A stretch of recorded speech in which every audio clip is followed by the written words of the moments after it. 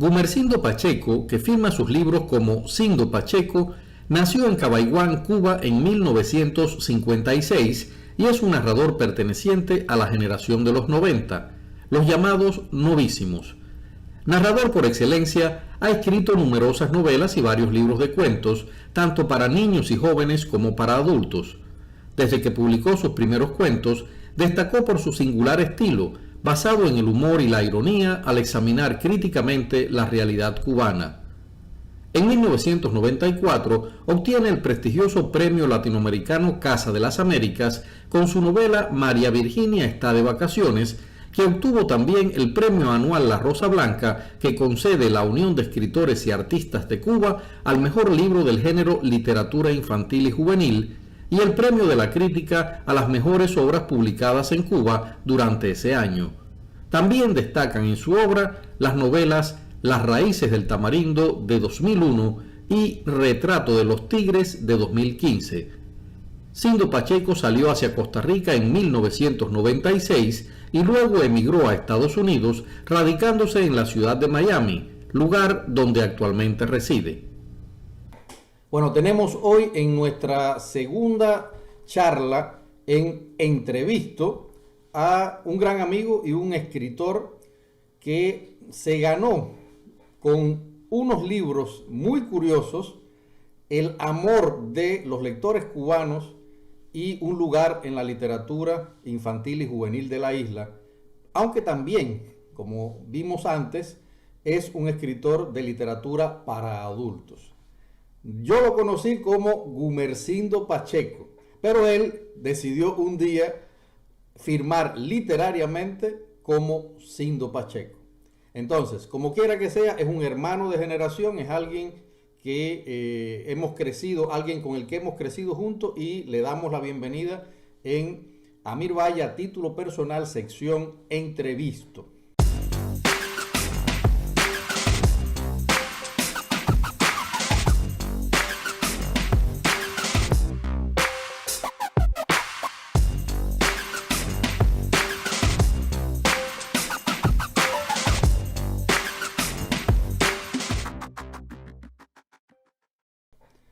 Bueno, Gumer, ¿te digo Gumer o te digo Sindo? A ver. Tú puedes decirme como te parezca. Ya. Entonces, Gumer, para empezar, yo quiero que trates de echarnos hacia atrás a los lectores y nos hables justamente de esos inicios, de tus inicios. Es decir, yo los conozco, pero quiero que tú les expliques, digamos que sucintamente a los televidentes, ¿cuáles fueron tus orígenes? ¿Cuándo descubriste que querías escribir? ¿Y qué hacías cuando diste el salto a la literatura?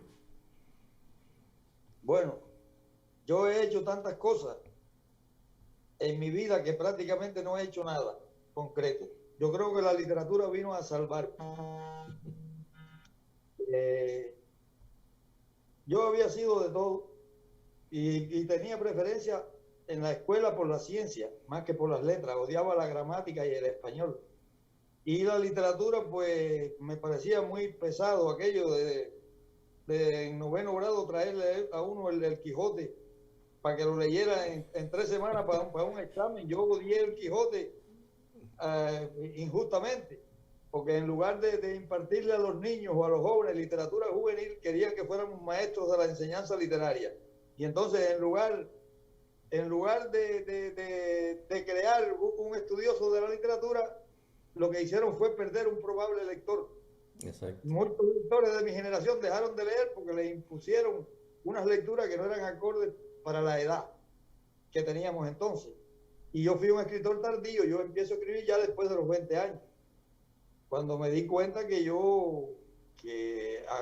aquello me escribí un cuento pensando que no iba a escribir uno jamás, pero no me di cuenta de que había caído en una especie de obsesión, en una maldición bendita o algo así, porque ya después yo no podía sustraerme, no podía no escribir.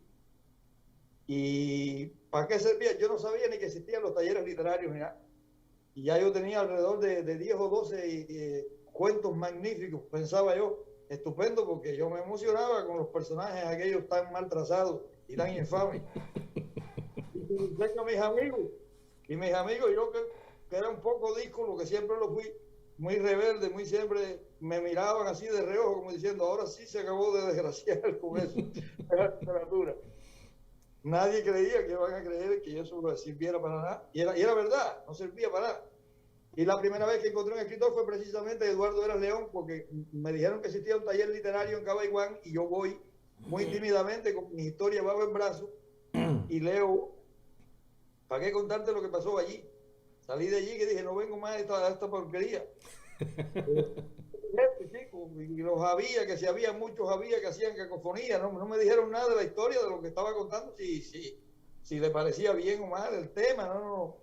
Iban para las palabras, a ver cuántas palabras se repetían, cuánto esto, cuánto aquello. Y dije, bueno, pues nada. Pero mentira, la siguiente semana llevé otro, digo, ahora sí no me van a encontrar nada, ni un defecto. Revisé las comas, revisé qué va, no había quien saliera de allí bien parado. Bien parado. ¿Quiénes estaban en ese taller, Gumer? Bueno, en ese taller, en ese entonces, todavía fue un taller que después tuvo su renombre en Cuba, porque después pasaron por allí Sonia Díaz Corrales, Eric González Conde, Edel Morales, Rosa María García, y unos cuantos más que eran de otros talleres que se unieron al taller de nosotros, venían sistemáticamente allí. Pero en aquel tiempo lo que había era puro realismo socialista, estoy hablando de 1978, 70, por ahí, por esa fecha. Eso, exacto. Entonces, en esa época todavía tú no tenías, digamos, pensado el personaje de María Virginia, ¿no? No, ni remotamente. No solo que yo no sabía escribir, sino que no sabía casi ni leer. Porque leía por lo que yo había leído, había sido impuesto en la escuela. No leía por el placer de leer y de descubrir. Toda literatura tiene varias lecturas. El arte es infinito y es muy múltiple en los tipos de lectura que tiene. Y si para poder escribir, lo primero que hace falta es saber leer. Y entonces no sabía ni siquiera leer. ¿Cómo iba a saber escribir? Hay una anécdota que yo recuerdo cuando nos presentaron que el Chino Eras dijo que te había sacado de una gasolinera. No, porque yo estuve un tiempo en la refinería trabajando en una gasolinera. Dentro de la refinería, yo era el que serviciaba las rastras de combustible y los camiones y eso. En ese tiempo sí ya estaba escribiendo María Virginia, eso fue ya después, posterior a eso. Entonces te decía que el primer escritor que descubre es Eduardo Eras León cuando voy a un evento provincial con mi cuentecito bajo el brazo y yo dije, deja que el escritor, este sí es un escritor porque es de La Habana. Y lea él. Se va a quedar impresionado. Allí no pude, no cogí ni quinta mención. Digo, ¿qué va? Entonces, pero él se preocupó. Él dijo una cosa que a mí no se me olvida ahora. Fíjate qué cosa más extraña. El relato mío empezaba algo así como las gallinas se guarecían del pasero cuando un zapato lanzado desde adentro hizo que rompieran el grupo y salieran cacareando. Punto. Y ahí es la historia de dos viejos que están solos y ya no se aman y están peleando por todo. Era raro que uno escribiera temas de viejos, pero bueno. Y el cuento no servía para nada, pero él decía, es muy raro que una gente que empieza a escribir, escriba tan lisamente lo que va a decir, y puso esa oración como ejemplo. Dice, casi todo el que empieza a escribir, empieza a adjetivar las cosas. El arroyo de aguas limpias y transparentes, el no sé cuál. Y aquí no, aquí todo está ceñido. Yo no sabía por qué lo hacía. Tampoco, ni tenía una disciplina ni un estudio anterior a eso. Y me dio tanta pena que él se preocupara y me elogiara tanto que yo le mandé 2 o 3 relatos. Yo les puedo mandar con mucha humildad estos relatos, usted me los revisa, porque yo dije, escogí el peor cuento para llevar él piensa que va a pensar que yo soy muy malo por ese cuento malo que llevé, debía haberle llevado estos otros. Mira qué bueno está. Y le mandé 3 relatos cortos de 3 o 4 páginas a La Habana. Como a los 6 meses llegó la respuesta. Una carta como de 10 páginas, que resultó que los 3 cuentos esos eran mucho peor que aquel que había presentado. Pero además pues, me lo desmenuzó y me lo desbarató con una elegancia y con un profesionalismo que todavía yo lo recuerdo. qué manera de decirte, oye, esto es mierda lo que tú has escrito. Pero lo decía tan bonito que hasta me gustaba haber escrito aquellas mierdas. A ver, aquellas mierdas. Una pregunta, aprovechando que has mencionado al Chino, que es alguien al que todos nosotros y sobre todo de nuestra generación le agradecen mucho, ¿no? Si tú tuvieras que ponerte a pensar ahora, digamos, en personas a las que tú le agradeces el escritor que eres, ¿a quién mencionarías? Bueno, son mucha gente a los cuales mencionar, incluyéndote a ti. Uno aprende de la gente de la misma generación, incluso de la gente más joven. Tú empezaste a hacer la literatura jovencito. Yo te llevo como 10 años y tú estabas mucho mejor preparado que yo, porque venías del periodismo, de una vocación que la descubriste muy tempranamente. Uh-huh. Pero yo te diría que hay mucha gente, entre ellos, por supuesto, Eduardo Eras León, Guillermito Vidal, el gran Guillermito, que yo lo considero que fue como el padre de nuestra generación. Exacto. A veces estoy escribiendo algo aquí y digo, coño, qué falta me haría, Guillermito, este problema que tengo aquí con este relato. Y lo extraño mucho. Francisco López Sacha, Pérez Luis Viera, que está aquí, son los maestros allegados que más les agradezco, ¿no? Pero también están los otros maestros que tuve que no los conocí en vida, que siguen ejerciendo su magisterio desde la muerte y nunca van a dejar de ejercerlo. Y hay los clásicos que conocemos todos, Rulfo, Cortázar, de los cubanos, Lino Novas Calvo, sí.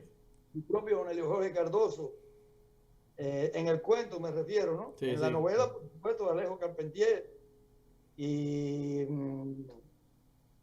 Guillermo Cabrera Infante. Hay dos personas que yo creo que en tu caso también habría que mencionar, ¿no? Que son, por ejemplo, Cenel y Redoné, por ejemplo, que también de alguna forma... Junto con Sacha está Cenel. Yo conocí a Sacha por medio de Cenel, que fueron a Cabaiguán a un evento allí, y Cenel fue una gente que siempre, pues, nacimos en el mismo pueblo. Él nació en Fomento, pero en un campo de Fomento. Pertenecía al municipio de Fomento, pero él se fue para Cabaiguán muy pequeño. Hizo la primaria y la secundaria, y uno no es de donde nació, uno es de donde transcurre la niñez. De ahí es uno. Uh-huh. Y entonces él se considera de Cabaiguán. Pero yo no lo conocía en Cabaiguán. Yo lo conocí mucho después que ya yo estaba en el asunto este de la escritura. Y tú no conoces a Cenel, que es del mismo Cabaiguán. Digo, oye, ¿tú crees que en Cabaiguán se conoce todo el mundo? La gente de la dice que Cabaiguán eran 3 cuadras. Y entonces, imagínate tú, eso me molestaba a mí muchísimo. Porque yo quería que Cabaiguán fuera un gran pueblo. Un gran pueblo, sí, sí.